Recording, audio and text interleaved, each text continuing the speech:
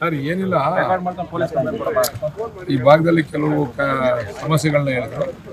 ರಸ್ತೆಗಳ ವಿಚಾರ ಇರ್ಬೋದು, ಅಂಗನವಾಡಿ ವಿಚಾರ ಇರ್ಬೋದು, ಇವೆಲ್ಲರೂ ಕೂಡ ಇವತ್ತು ಇಟ್ಕೊಂಡು ಸರ್, ಈಗ ಯತೀಂದ್ರ ಅವ್ರು ಹೇಳ್ತಾ ಇದ್ದಾರೆ ನಮ್ಮ ತಂದೆನೇ 5 ವರ್ಷ CM ಅಂತ ಹೇಳ್ತಾ ಇದ್ದಾರೆ. ಯಾರೋ ಹೈಕಮಾಂಡ್ ತೀರ್ಮಾನ ಮಾಡ್ತಾರೆ. ಯತೀಂದ್ರ ಅವರು, ಬಾಲಕೃಷ್ಣ ಅವರು ತೀರ್ಮಾನ ಮಾಡುವಂಥ ವಿಚಾರ ಅಲ್ಲ. ಅದು ತೀರ್ಮಾನ ಮಾಡೋದು ಹೈಕಮಾಂಡ್. ಅವರು ಅವ್ರ ತಂದೆ ಮೇಲೆ ಅಭಿಮಾನ, ಪ್ರೀತಿ, ಅವ್ರ ತಂದೆ ಇರಲಿ ಅಂತಕ್ಕಂಥ ಭಾವನೆ ಅವ್ರು ಹೇಳಿದ್ದಾರೆ. ಅದನ್ನ ಹೈಕಮಾಂಡ್ ಅವರು ಒಪ್ಕೊಂಡು ಅವ್ರನ್ನೇ ಮುಂದುವರಿಸ್ತೀವಿ, ನಮ್ದೇನು ತಕರಾರಿಲ್ಲ. ಹೈಕಮಾಂಡ್ ತೀರ್ಮಾನ ಮಾಡೋದು. ಸರ್, ಈಗ CM ವಿಚಾರವಾಗಿ ಯಾರು ಮಾತಾಡಿದ್ರೆ ನೋಟಿಸ್ ಕೊಡ್ತಾರೆ. ಅದೇ ಅವ್ರ ಮಗ ಮಾತಾಡಿದ್ರೆ ಯಾವುದೇ ಒಂದು ನೋಟಿಸ್ ಕೊಡಲ್ಲ ಸರ್ ಯಾರಿಗೂ. ದೊರೆ ತಪ್ಪು ಮಾಡಿದ್ರೆ ದೂರಿಲ್ವಂತೆ. ಅರ್ಥ ಆಯ್ತಾ? ದೊರೆ ತಪ್ಪು ಮಾಡಿದ್ರೆ ದೂರಿಲ್ವಂತೆ.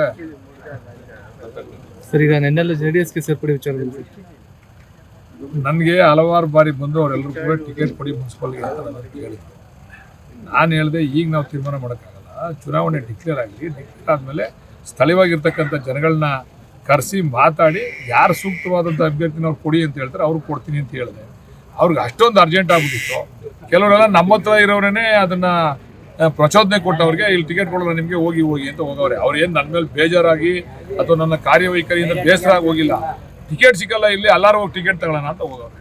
ಸರ್, ಈಗ ಇಕ್ಬಾಲ್ ಹುಸೇನ್ ಹೇಳ್ತಾ ಇದ್ರೆ ಅಂತಿಮವಾಗಿ ಬರೀ ಕೊಟ್ಟೆ ಕೊಡ್ತಾರೆ CM ಅಂತ ಹೇಳಿದ್ರು. ನೀವು ಇಕ್ಬಾಲ್ನು ಎತ್ತಿದವ್ರು ಇಬ್ಬರು ಕೇಳಬೇಕು, ನಮ್ಮನ್ನು ಕೇಳಂಗಿಲ್ಲ ಈ ಪ್ರಶ್ನೆಗಳನ್ನ.